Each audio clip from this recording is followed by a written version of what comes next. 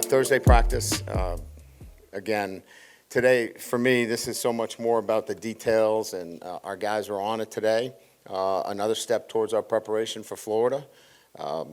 We've got Friday and then lead up to a night game at Saturday. So, good week so far. We still got some more work to do, but I was pleased with today's practice. So, open it up to you guys. Start with the housekeeping injury stuff. What have Braylon and Trey'Dez been able to do this week? Trey'Dez was out on the field today, catching balls, moving around. He's going to be probably a game-time decision. He's not where we need him to be today, but we still have some time. Braylon took all the reps today with the first team. He's ready to go, and I think we're going to list him. If not, I think he's probable, right? Yeah. Questionable then for Trey'Dez, if we're using, the terminology. Coach, I guess the question this week is how do you jumpstart the offense? And when you do get it on all cylinders, what do you want the offensive identity to look like?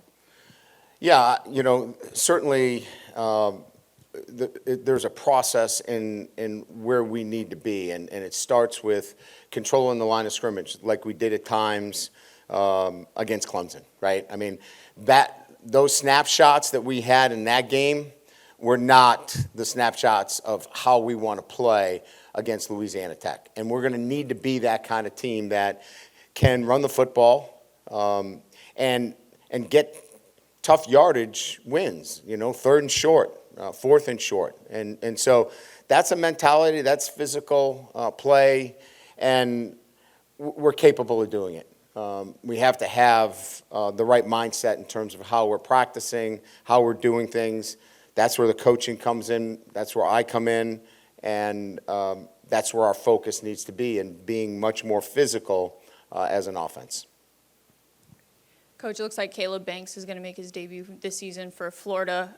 Kind of wreaked some havoc last year. Just what are you guys looking back to that game to see, what he did last year, and how are you guys preparing for him?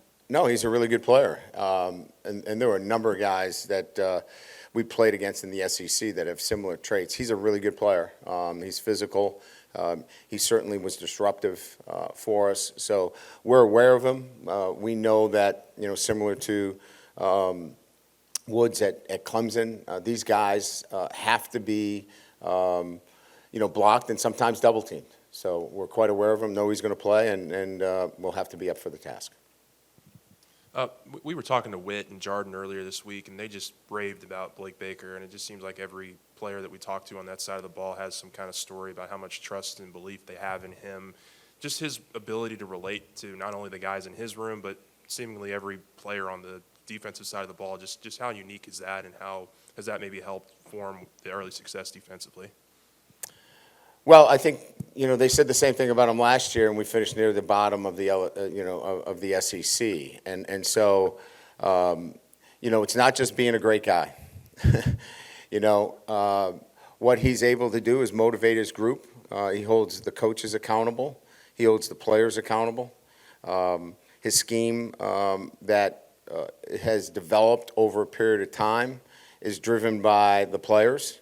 And he puts those guys in a great place to be successful. So I think more than anything else, his ability to communicate and relate certainly, creates, an energy about the group that they enjoy working with him. It's positive coaching, but demanding. It's exactly what I'm looking for. And then along the way, he's developed a scheme that is very difficult with the right players, and he's got the right players, and we've had two really good games. We're going to be challenged again this weekend. Coach, going into this game with or without Braylon Moore, how important is offensive line play going to be in sustaining the runner-pass game and the length of plays as a whole?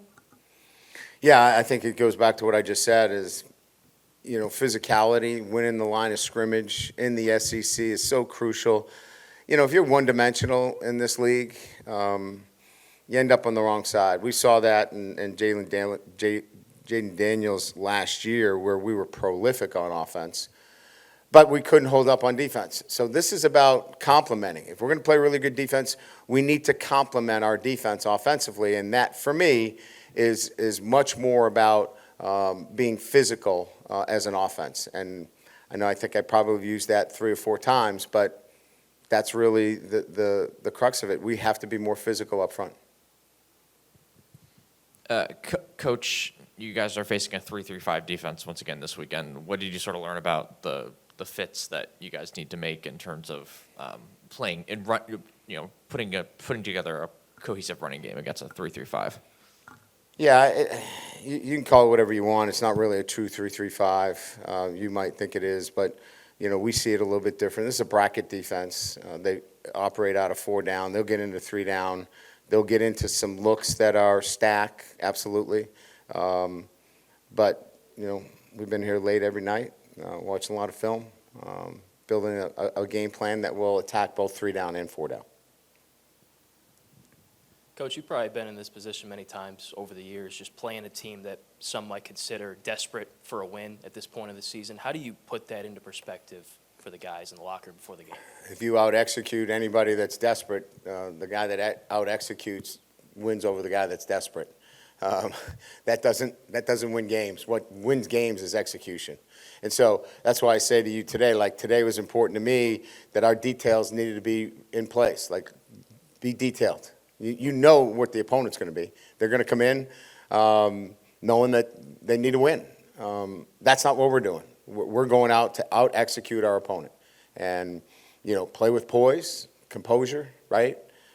Compete our tails off for 4 quarters every single play.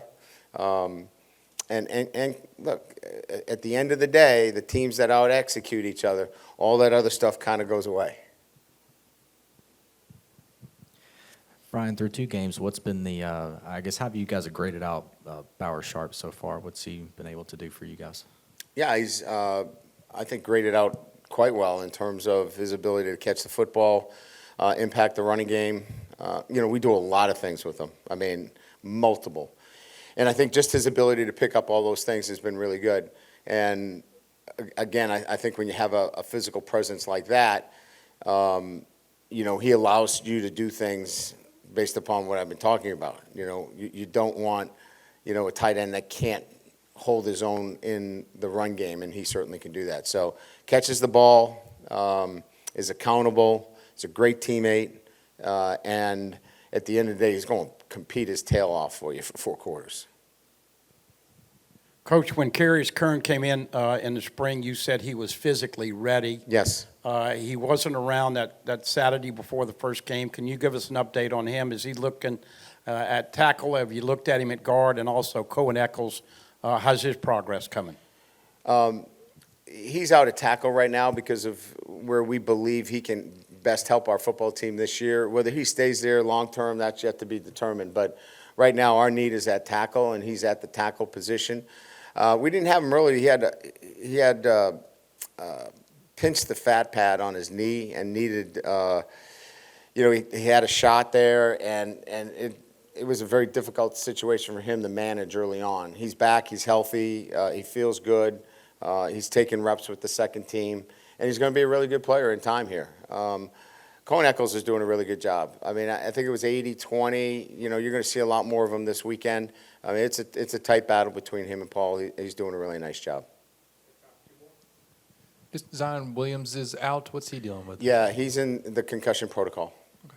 And then you mentioned Paul there. I mean, this was a game last year against Florida where he had some struggles. It was early on in kind of his Career. opportunity to start. Yes. Yeah.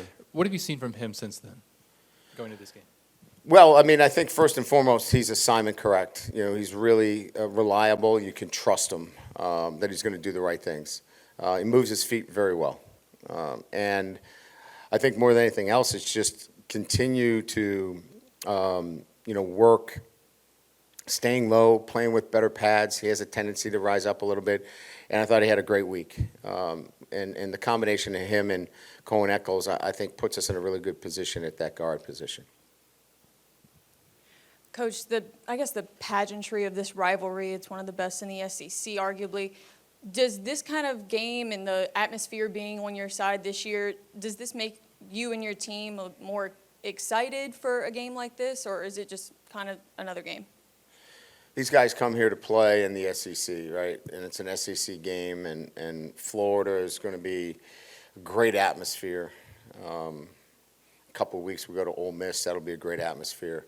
I think you can imagine that to a man, these guys really are locked in when they get an SEC opponent.